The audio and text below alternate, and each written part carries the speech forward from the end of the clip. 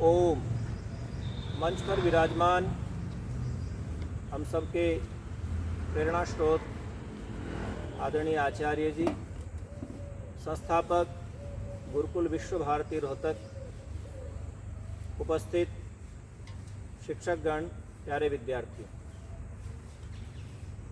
कल हमने पूज्य आचार्य जी से सेवा और सत्कार, इसके चमत्कार क्या हैं, कैसे जीवन में परिवर्तन ला देते हैं, इस विषय में दो कथानकों के माध्यम से हमने सुना। सेवा का एक उदाहरण आर्य समाज के बहुत बड़े विद्वान हुए हैं, साधु सन्यासी हुए हैं, स्वामी सर्वानंद जी महाराज, जो स्वामी स्वतंत्रानंद जी के शिष्य थे।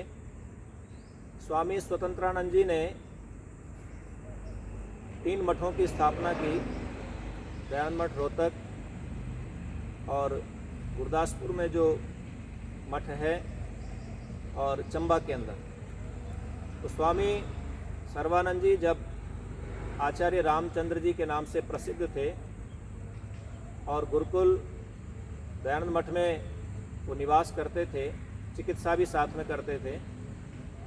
कोई भी संस्थान प्राचीन काल की एक प्रवृत्ति या एक वृत्ति रही है कि ब्रह्मचारी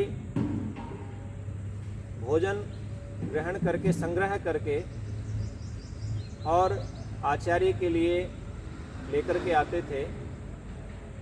तो दीनानगर में जो दयानंद मठ है, वहाँ पर भी ये वृत्ति आज भी है कि भोजन गांव से मांग करके और प्रतिदिन वहाँ पर लाया जाता है। तो स्वामी सर्वानंद जी एक बार अन्न संग्रह करने के लिए संस्था के लिए गए। जिस समय भारत पाकिस्तान का विभाजन नहीं हुआ था, उस समय की ये घटना है। तो जिस गांव में वो अन्न संग्रह करने गए, वो आबादी उसमें मुसलमानों की ज़्यादा थी। तो वहाँ का जो प्रधान था, उसने अन्न संग्रह नहीं करने दिया, उनको दौड़ा दिया, भगा दिया वहाँ से।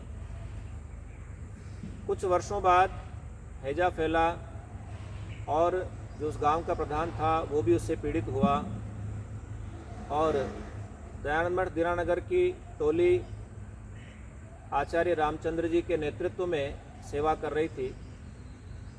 तो उस समय वो उस गांव में भी गए और उस घर में भी गए जिसमें वो प्रधान रहता था, उसकी चिकित्सा की। और जब वो सुरक्षित हो गया, उसके बाद स्वामी जी को कभी भी वहाँ पर जाना नहीं पड़ा। हर वर्ष अपनी क्षमता के अनुसार और पूरे गांव से मांग करके, अन्न संग्रह करके और दीनानगर दयानंद मठ में वो छोड़ के जाते थे। तो ये सेवा का प्रभाव रहा। सेवा धर्मः परम गहनो योगिनामप्यगम्य। कि सेवा का जो धर्म है, परम गहन धर्म है, योगियों को भी अगम्य है, ऐसा नीतिकार मानते हैं। तो हम सेवा शुश्रूषा, स्वामी इंद्रवेश जी इसकी बड़ी अच्छी व्याख्या करते थे कि जिसकी हम सेवा करते हैं, वृद्धजनों की सेवा करते हैं, शुश्रूषा, उनके विचारों को सुनने की इच्छा भी हमारी होनी चाहिए। यदि हम वृद्धजनों की आयु लंबी करना चाहते हैं तो उनकी बातों को सुने, उनके अनुभवों को सुने। तो सेवा के साथ साथ शुश्रूषा ये शब्द भी जुड़ा हुआ है। मैं पूज्य गुरुजी से निवेदन करूंगा कि वो हमारा आज पुनः मार्गदर्शन करें। पूज्य गुरुजी। विद्यार्थियों के जीवन निर्माण और सर्वविध उन्नति के लिए समर्पित जीवन, श्री आचार्य नंद किशोर जी, अनुभवी एवं कर्तव्य पालक अध्यापकगण, प्यारे ब्रह्मचारियों, सारे पेड़ पौधे कितनी सुगंध छोड़ रहे हैं, शुद्ध वायु चल रही है, सूर्य अपनी प्रभा से सब जड़ चेतन को जीवन दे रहा है, समय पर नदियाँ सबको सिंचित कर रही हैं, जल दे रही हैं।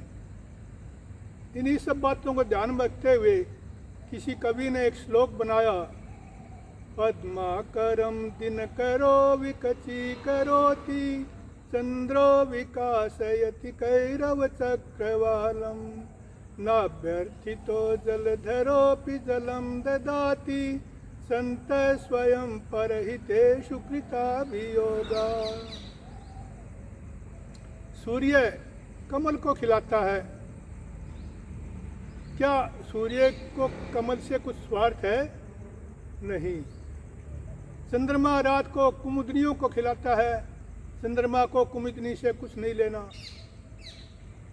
बादल कितना मीठा जल बरसाता है, ऊंचे नीचे हर प्राणी को, हर फसल को, ऊंची नीची सारी भूमि को तृप्त करता है। बादल को किससे क्या लेना है? परमात्मा द्वारा किया जा रहा है, ये सबका कल्याण कर रहा है। ये जड़ चेतन देवता, ये जड़ देवता सबको जीवन दे रहे हैं और सब इनसे अपना निर्वाह प्रसन्नता पूर्वक कर रहे हैं। महान व्यक्ति तो जीवन को दूसरों के लिए ही समर्पित करके चलते हैं। वो उनको याद नहीं रहता कि मेरा अपना भी कोई काम है। आर्य समाज की आर्य प्रतिनिधि सभा पंजाब थी, संयुक्त पंजाब, जिसमें हरियाणा, पंजाब और हिमाचल तीनों प्रदेश थे। उस समय पंडित लेखराम जी इस सभा में महोपदेशक के रूप में काम करते थे। पंडित लेखराम जी का पुत्र बीमार था और सख्त बीमार था, बल्कि यहाँ तक कहूँगा कि मरणासन्न था। अचानक उन्हें सूचना दी, सभा की तरफ से सूचना मिली कि पंडित जी फलां गांव में गांव का प्रधान और बहुत सारे कई सौ व्यक्ति विधर्मी बनने जा रहे हैं। यदि आप उनको समझा सको तो बड़ा कल्याण हो। सभा को क्या पता था कि पंडित लेखराम जी के घर में पुत्र की क्या स्थिति है। पंडित जी ने जब यह सूचना मिली तो अपनी पत्नी से कहा, मुझे जाना होगा, मुझे फलां गांव में पंजाब में और ये ऐसे ऐसे सब लोग मुसलमान बनने जा रहे हैं, तो मुझे तो जाना होगा। उन्होंने कहा कि ये आपका पुत्र मरणासन्न है, इसको छोड़ के जाओगे? पंडित जी ने कहा कि ये तो मेरा एक पुत्र है, वो मेरे हजारों पुत्र हैं, मैं उनको देखूं या एक को देखूं? पंडित जी ये तो परमात्मा, इसके सांस होंगे तो बचेगा, सांस नहीं होंगे तो नहीं बचेगा, इसकी ये मैं तुझे समर्पित करके जा रहा हूँ। पंडित लेखराम जी रेल में बैठ लिए और साथ में वो अपना बिस्तर रखते थे, क्योंकि उनको इतनी दूर दूर जाना पड़ता था। ये जरूरी नहीं था कि कई संसाधन ठीक मिले ना मिले, अपने बिस्तर साथ रखते थे।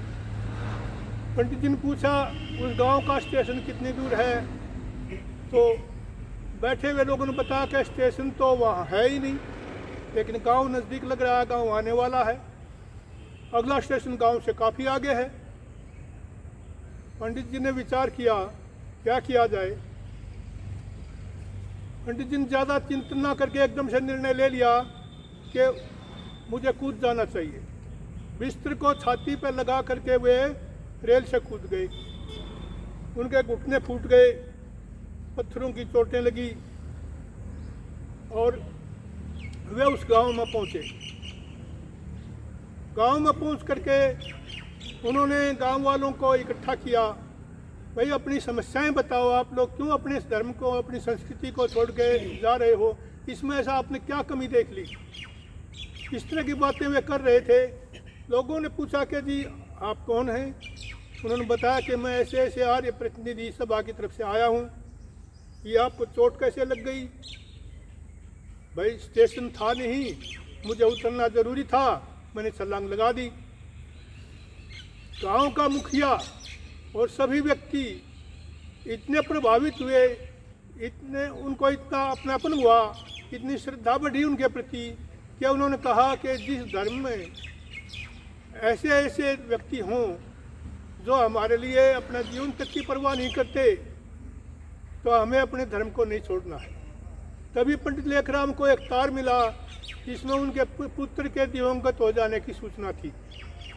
पंडित जी उसे दुखी नहीं हुए, उधर थोड़ा संताप हुआ तो इधर इतने प्रसन्न हो गए। तो उन्होंने कहा कि मेरा एक पुत्र गया, मेरे हजारों पुत्र बचे। तो ऐसे ऐसे लोगों ने आर्य समाज का काम किया है, तब आर्य समाज सारे दुनिया और देश में फैला है। तो मैं यही कहूँगा कि मनुष्य को अपना जीवन दूसरों के लिए भी लगाना चाहिए।